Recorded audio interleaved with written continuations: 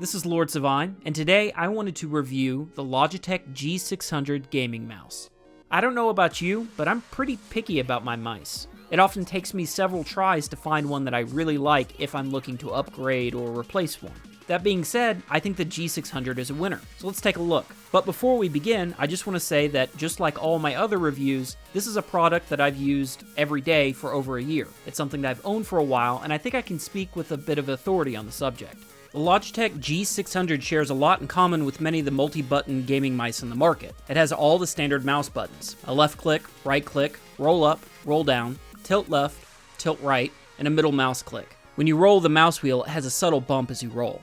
There are also two buttons here that can adjust the DPI settings on the fly. These settings can be changed in the Logitech program, giving you some flexibility in how you use it. For example, I set my DPI to around 800 when playing Overwatch, but then boost it to about 1700 when just browsing around.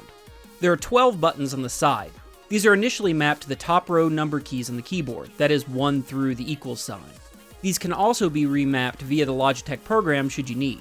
I've not found that I've needed to, as I can usually control key bindings in individual games, but the option's there if you want them.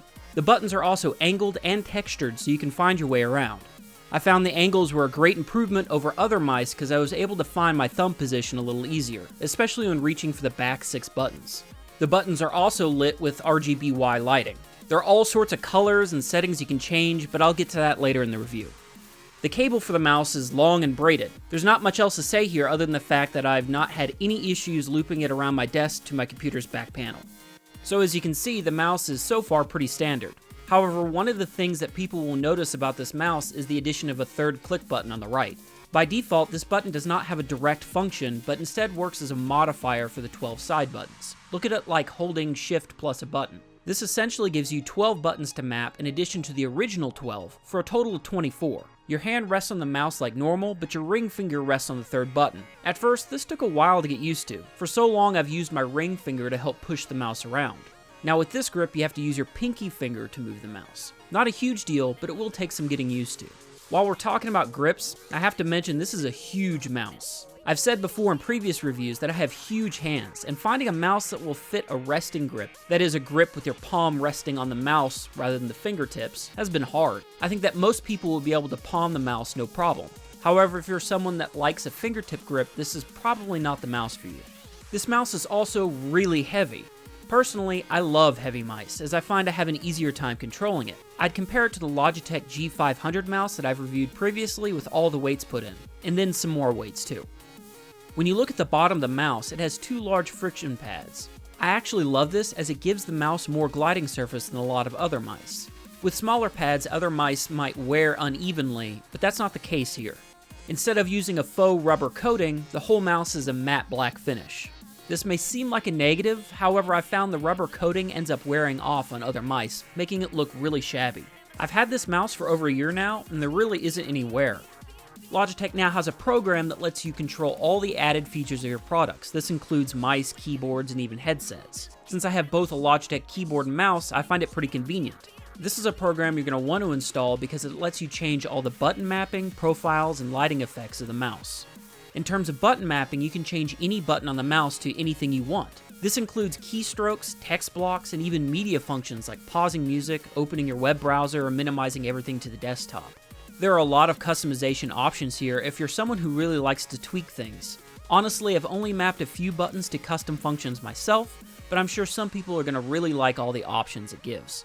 This program also lets you have different profiles for various programs and games. This means you can have a custom layout for a game like World of Warcraft, and then another one for default web browsing, and then another one for something like Overwatch.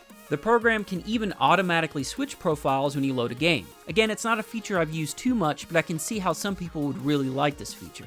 Now the lighting section is the area I've spent the most time with. You can change the button lights to any color, or multiple colors. You can even make the lights breathe like Christmas lights, or move between colors randomly. These different patterns can even be saved to profiles if you'd like. I know this is a relatively minor part of the mouse itself, but I did find an amazing amount of customization here. For you RGBY enthusiasts, this will be right up your alley. You can also have different DPI settings that you can switch on the fly. Again, remember the 2 buttons at the top of the mouse. There are just a stupid number of customization options here. Personally, I have 3 DPI settings that I switch to and leave it at that. You, on the other hand, can have as many as you want, or even tie them to the different profiles you save. Overall, the software is great and gives a lot of options to people who want to tweak the mouse to do exactly what they want.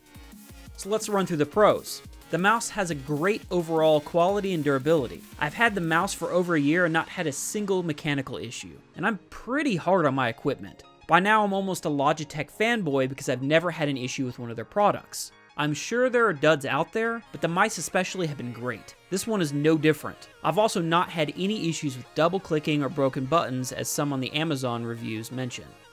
Having up to 24 extra buttons is simply fantastic if you play a key-binding intensive game. Things like World of Warcraft, StarCraft, and the like are all made easier by just using 6 of the available 12 buttons, let alone all 24. I've even found that games that don't have that many key bindings benefit from having the side buttons. Often used functions in Overwatch and PlanetSide 2 are easier to reach than they are on the keyboard. Maybe I'm lazy and you definitely don't need them, but I love them. You also have the option to really dive into the customization if you want to. Or don't. It's all up to you. The mouse is big and heavy. Again, this is all subjective, but I like big heavy mice. They're easier to control, and I can grip it with my palm. Likewise, switching between DPI is smoother than any other mouse or software that I've used before. This may seem like a moot point since most gaming mice have this feature, but I'd like to mention it just in case.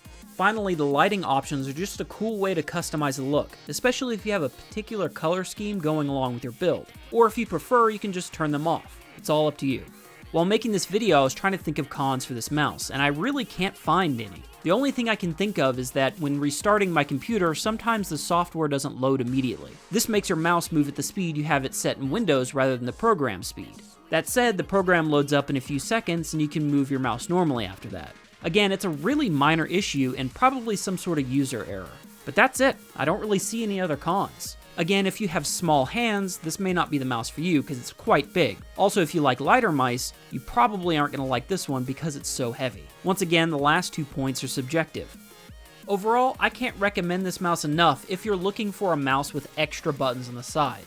In my opinion, it's the best one on the market, especially when you consider all the customization options. The price isn't bad either, with it going for about $40 right now on Amazon as of the recording of this video. But that's just my opinion. I'm curious what you guys think. Do you guys have this mouse? If so, how do you like it? Let people know in the comments and help them out. Anyway, I appreciate all the support you guys give me, and I'll see you guys later. Peace.